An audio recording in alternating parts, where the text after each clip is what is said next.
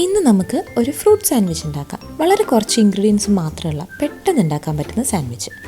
ആദ്യം നമുക്ക് കുറച്ച് ബട്ടർ എടുക്കുക, അതിലേക്ക് കുറച്ച് മിൽക്ക് മെയ്ഡ് ഒഴിച്ചു കൊടുക്കുക.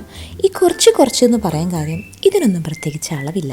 നിങ്ങളുടെ ടേസ്റ്റിനനുസരിച്ച് മധുരത്തിനനുസരിച്ച് അങ്ങോട്ട് ഇങ്ങോട്ടൊക്കെ മാറ്റി ചേർത്ത് കൊടുക്കുക. ഇനി ഒരു പാൻ ചൂടായി വരുമ്പോൾ നമുക്കതിലേക്ക് കുറച്ച് ബട്ടർ തേച്ച് കൊടുക്കാം. എന്നിട്ട് ഒരു 3-4 ബ്രെഡ് ഇതുപോലെ ഒന്ന് ടോസ്റ്റ് ചെയ്തെടുക്കണം. ടോസ്റ്റ് ചെയ്ത ബ്രെഡിലേക്ക് നമുക്ക് നേരത്തെ തയ്യാറാക്കി വെച്ചിരിക്കുന്ന ആ മിൽക്ക് മെയ്ഡ് ബട്ടർ മിക്സ് നമുക്കിതിലേക്ക് തേച്ച് കൊടുക്കാം. ഇനി വീട്ടിൽ കുറച്ച് ഫ്രൂട്ട്സ് ഒക്കെ ഉണ്ടെങ്കിൽ അതൊക്കെ ഒന്ന് കട്ട് ചെയ്തെടുക്കുക. ഞാനിവിടെ തൽക്കാലം വീട്ടിലിരുന്നതൊക്കെ വെച്ച് ഇങ്ങനെ അഡ്ജസ്റ്റ് ചെയ്ത് വെച്ചിരിക്കുക കേട്ടോ. നിങ്ങൾക്ക് ഇഷ്ടമുള്ളത് ചേർത്ത് കൊടുക്കാം.